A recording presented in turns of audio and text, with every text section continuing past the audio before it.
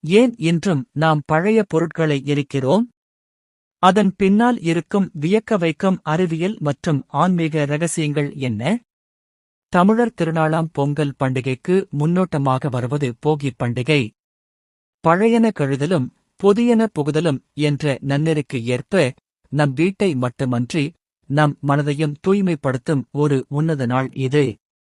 மார்கழி மாதத்தின் இறுதி நாளன்று கொண்டாடப்படும் இந்த பண்டிகை வெறும் கொண்டாட்டம் மட்டுமல்ல, இயற்கைக்கு நாம் செலுத்தும் நன்றிக்கடன் ஆகும். பண்டைய காலத்தில் போகிப் பண்டிகை இந்திர விழா என்று அழைக்கப்பட்டது.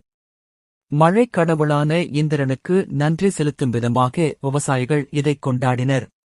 போகம் என்ற சொல்லில் இருந்தே போகி உருவானது. இதற்கு இன்பம், மகிழ்ச்சி மற்றும் செல்வம் என்று பொருள். நல்ல மழை பொழிந்து விளைச்சல் செழிக்க காரணமான இறைவனுக்கு நன்றி கூறும் நாளாக இது வரலாற்றில் இடம்பெற்றுள்ளது. வீட்டில் தேங்கியிருக்கும் தேவையற்ற பொருட்களை அப்புறப்படுத்துவது ஒரு குறியீடு மட்டுமே. இதன் உண்மையான நோக்கம் நம் மனதிலிருக்கும் எதிர்மறை எண்ணங்கள், பொறாமை மற்றும் கவலைகளை நீக்கி புதிய நம்பிக்கைகளுடன் புத்தாண்டை வரவேற்பதாகும். வேளாண்மை செழிக்க மழையே ஆதாரம். அந்த மழையைத் தரும் இந்திரனை வழிபட்டு வரும் ஆண்டும் செல்வம் பெருக வேண்டிக் கொள்வது இதன் முக்கிய நிகழ்வாகும். போகி அன்று திருவாதிரை அடை, வடை மற்றும் பாயசம் போன்ற சுவையான உணவுகள் தயாரிக்கப்படும். இவை குடும்பத்தினருடனும் அக்கம் பக்கத்தினருடனும் பகிர்ந்து உண்ணப்படும். இது சமூக ஒற்றுமையை வளர்க்கிறது. இன்றைய நவீன உலகில் போகிப் பண்டிகை சில மாற்றங்களைக் கண்டுள்ளது.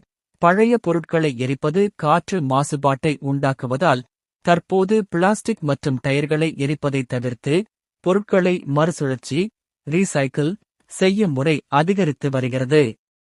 புதிய ஆடைகள் மற்றும் வீட்டு உபயோகப் பொருட்கள் வாங்குவதால் கைவினைஞர்கள் முதல் பெரிய வணிகர்கள் வரை அனைவருக்கும் இது ஒரு லாபகரமான காலமாகும்.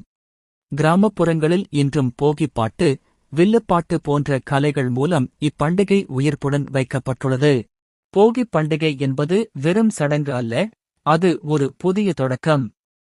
நம் முன்னோர்கள் நமக்கு கற்றுத்தந்த இந்த வாழ்வியல் நெறிமுறைகளை சிதைக்காமல் அடுத்த தலைமுறைக்கு கடத்துவது நம் ஒவ்வொருவரின் கடமையாகும்.